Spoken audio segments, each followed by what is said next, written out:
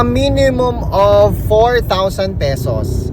Akala ng karamihan mga kaibigan na ang pwede mo lang gamitin dito sa GGives na ito ay 4,000 pesos kasi nakalagay po dyan sa baba nung malaking numbers, spend a minimum of 4,000 pesos. Kahit na may nakikita silang malaking halaga sa ibabaw na 75,000, ang nasa isip pa rin nila yung spend a minimum of 4,000 pesos.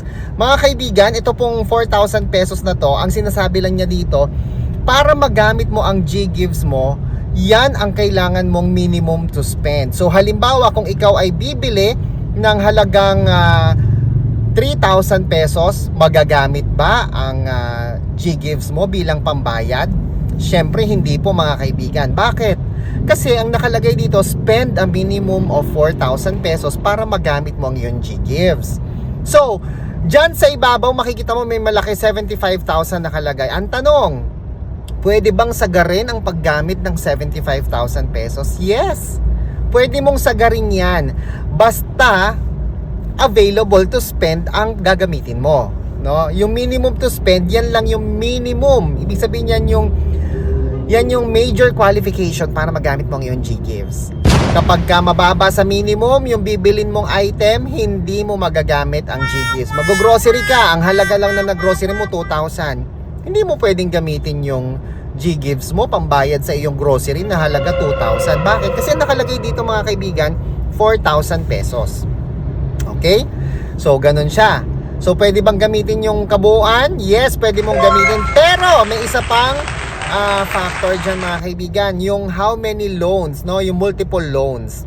Kasi pwedeng may available to spend ka na 75,000 pesos pero na max out mo na pala 3 of 3. So nakatatlong loan ka na pala.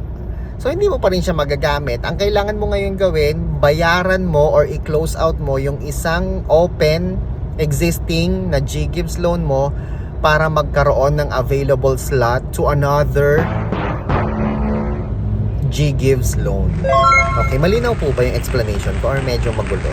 May tanong po ba kayo? Please comment down below. By the way, ladies and gentlemen, tuloy-tuloy pa rin po ang ating GGives Cash Convert! Sa mga nais pong magpa-cash convert ng kanilang GGives, kasi alam nyo naman po, ang GGives ay nagagamit lamang pambili ng mga products, items, pang groceries. Paano kung kailangan mo ng cash? Diba? Madalas naman kailangan natin ng cash. So, pwede ba siyang ipa-convert into real cash? As in, gagawin natin siyang GGives to Gcash? Gusto mo ba yon?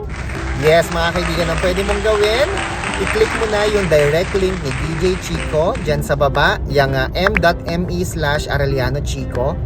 Tapos mag-video call tayo para matulungan kitang i-convert yung GGives eligibility mo to a cold cash.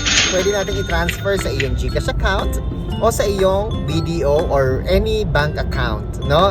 So mga kaibigan, pwede nating isagad, i-maximum kung yung 75,000 mo available to spend, isagad natin yan mga kaibigan, i-convert natin yung 75,000 pesos na yan at gawin nating cold cash po yan mga kaibigan. Okay ba yon? So kung gusto niyo magpaturo kung paano, i-message nyo na po ako mga kaibigan para maging cash na yan. Yan ang magiging katugunan sa iyong pinansyal na pangangailangan. Ako po si Chico. Enjoy the rest of the day and God bless po.